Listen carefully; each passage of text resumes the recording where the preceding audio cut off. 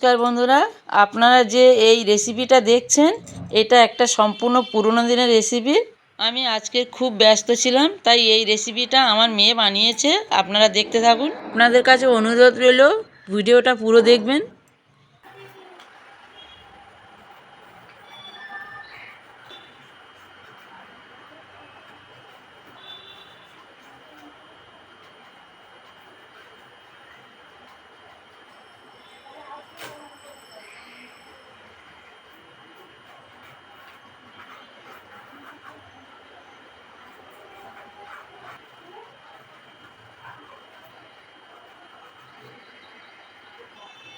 দেখুন ধুদুলটা এতটাই নরম যে কাটতে একটু অসুবিধা হচ্ছে। এতে করে জল নিয়ে নিয়েছিলাম এখানে, এবার ধুয়ে নিচ্ছি এটা দিয়ে।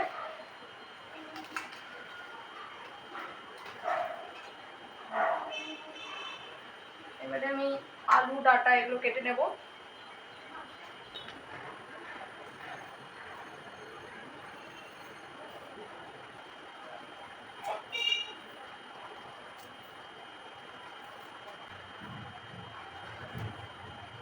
এবারে আলুটা কেটে নিচ্ছি।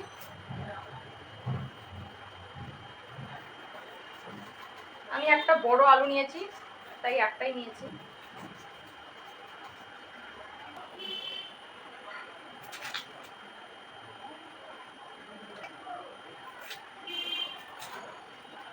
দেখুন এভাবে কেটে নেবো আমি এটা।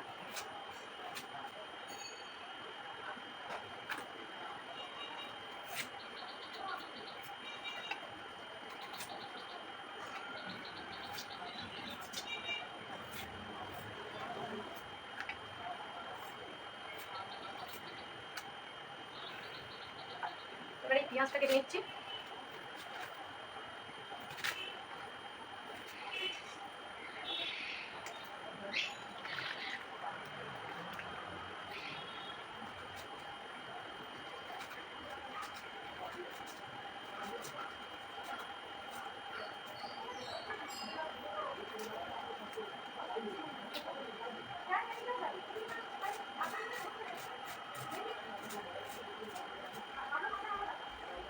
লঙ্কাটা কেটে নিলাম।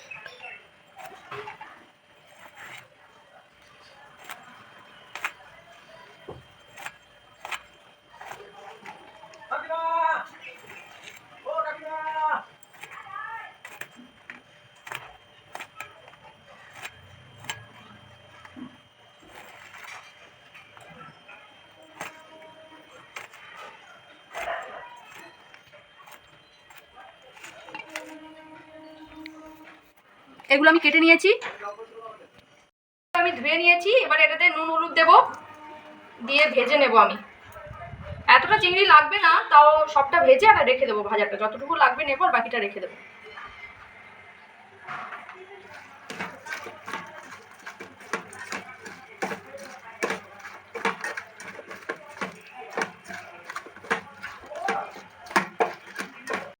এবারে তেল দিয়ে নিচ্ছি অল্প।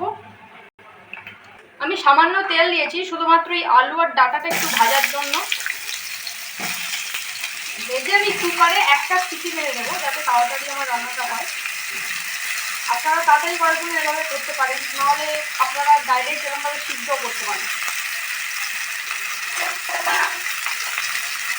এবার দিয়ে দেবো নুন,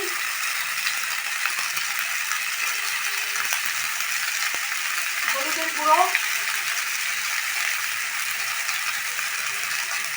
লঙ্কার গুঁড়ো,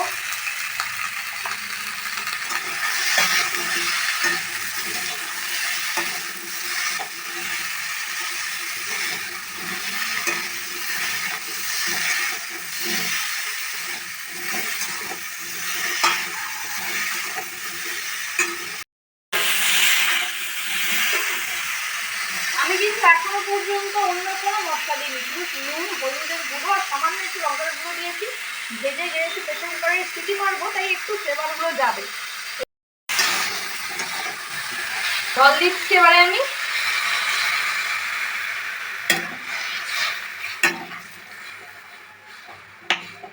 আমি কিন্তু ধুদুলটা এখনো দিইনি। ধুদুলটা যেহেতু কম আঁচেই সিদ্ধ হবে, মানে অনেক বেশিক্ষণ সিদ্ধ না হলেও চলে।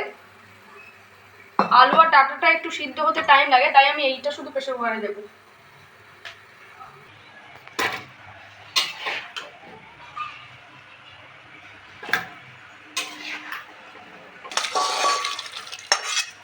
এবারে আমি চিংড়িটা ভাজার জন্য কড়াইতে সর্ষের তেল দেব।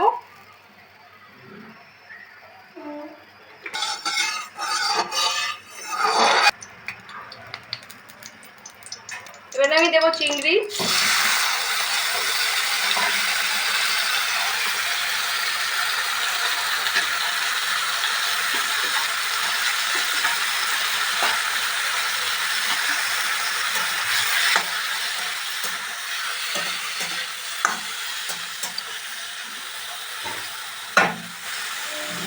সাইডে দেখুন চিংড়িটা ভাজছি, আর অন্য সাইডে গ্যাসে আমি কুকারটা বসিয়ে দিয়েছি। আর একদিকে আমি বাটবো, শিলে একটু মশলা বেটে নেব। শিলটা একটু ধুয়ে নিচ্ছি। আমি একটুখানি পোস্ত নিয়েছি, একটুখানি গোটা ধনে, একটুখানি গোটা জিরে। আপনাদের পোস্তটা ম্যান্ডেটারি নয়, যাদের বাড়িতে থাকবেন তারা দেবেন, নাহলে দেওয়ার দরকার নেই। পারবে।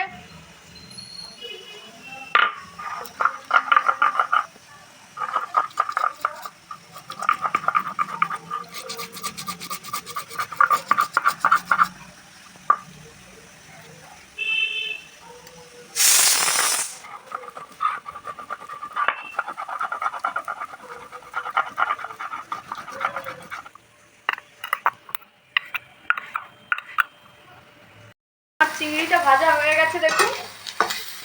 এবার এটা আমি নামিয়ে কড়াটা ধুয়ে আবার আপনাদেরকে দেখাচ্ছি।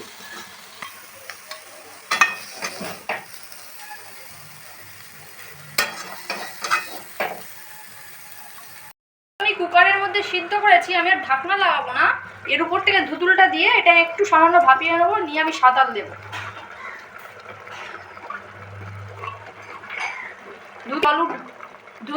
ধুতুল থেকে কিন্তু অনেকটাই জল উঠবে, তাই জলটা আপনারা প্রথমে একটু কম দিয়ে আলুটা সিদ্ধ করবেন, আলু আর ডাঁটাটা। দেখুন আমি সাঁতাল দেওয়ার জন্য কী কী নিয়েছি। এখানে নিয়ে নিয়েছি রসুন থেঁতা, এখানে নিয়েছি পেঁয়াজ কুচি, লঙ্কা কুচি, আর এটা বন্ধুরা আমাদের আগে ছিল, সেটা আমি নিয়ে নিয়েছি, আর চিংড়ি, আর এই একটা তেজপাতা। দিয়ে দিচ্ছি সর্ষের তেল।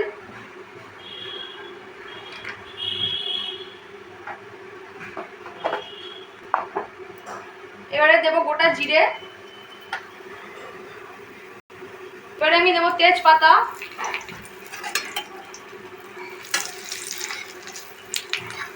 দিয়ে দিচ্ছি প্রথমে রসুনটা। কাঁচা লঙ্কাটা আমি সবার শেষে দেবো, কারণ কাঁচা লঙ্কাটা দিলে অনেকটা ঝাঁঝ বেরোয়, তো একটু কষ্ট হয়। আপনারা কাঁচা লঙ্কাটা সবসময় পেঁয়াজ দেওয়ার পরে দেবেন। দিয়ে দিলাম পেঁয়াজ।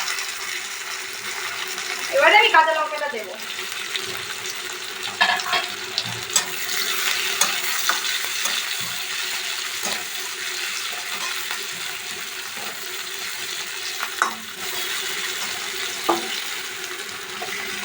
রসুনটা আমি প্রথমে দিয়েছি, কারণ যেহেতু রসুনটা থেতো করে দিয়েছি, তো ভাজতে একটু টাইম লাগবে, যাতে একটু ভাজা ভাজা বেশি হয়, সেজন্য আমি প্রথমে দিয়েছি রসুনটা।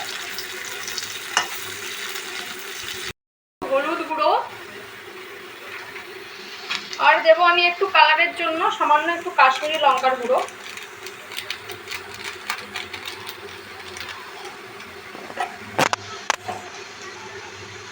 মশলাটা বাইন্ডিং এর জন্য একটু জল দেব, যাতে পুড়ে না যায়।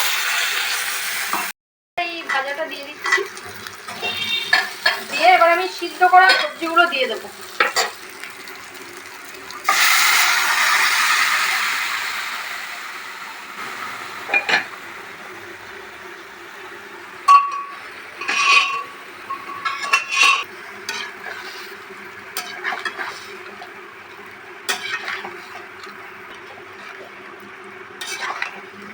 দেখুন আমি কিন্তু এতটা জল দিইনি, কতটা জল উঠেছে, এটা আরো একটু জল উঠবে এখান থেকে। কালারটা কত সুন্দর এসছে, আর একটু জল কমে গেলে আরো একটু কালার সুন্দর আসবে। আমি এবারে একটু নুন দিয়ে দেবো, সিদ্ধর সময় একটু নুন দিয়েছিলাম কিন্তু নুনটা আমার একটু কম আছে, আমি আর একটু দেবো, আপনারা পরিমাণ অনুযায়ী দেবেন।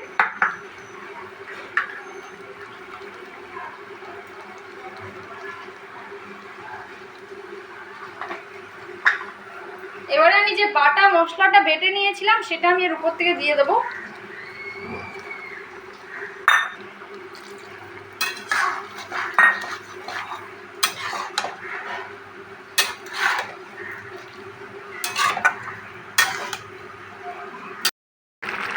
আমি এটাকে 5 মিনিট ফোটাবো এভাবে।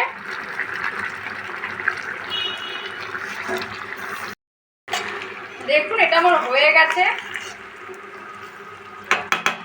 আমি একটু সামান্য গরম মশলা দিয়ে এটা নামিয়ে নেব। অনেক শুকনো শুকনো করবো না, এটা শুকনো করলে এটা ভালো লাগবে না।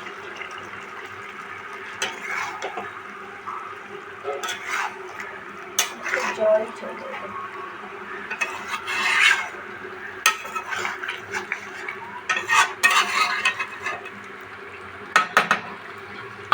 লাস্ট সামান্য একটু চিনি দেব। ঘটি বাড়িতে সবসময় চিনি দিয়েই রান্না হয়, সমস্ত রান্নাতে একটু চিনি না দিলে হয় না। এবারে আমরা এটা নামিয়ে নেবো, একদম হয়ে গেছে দেখুন।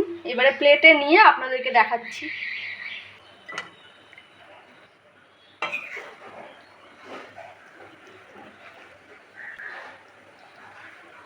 দেখুন বন্ধুরা কত সুন্দর রান্নাটা হয়েছে। আশা করি আপনাদের ভালো লাগবে আমার মেয়ের এই রান্নাটা। ও যেভাবে বানিয়েছে আপনারা ঠিক এইভাবে একবার বানিয়ে দেখবেন। সত্যি বন্ধুরা আমি রান্নাটা খেয়েছি, আমার খুবই ভালো লেগেছে। রান্নাটা ভালো লাগলে আপনারা লাইক, কমেন্ট ও সাবস্ক্রাইব করবেন নেক্সট ভিডিওর জন্য।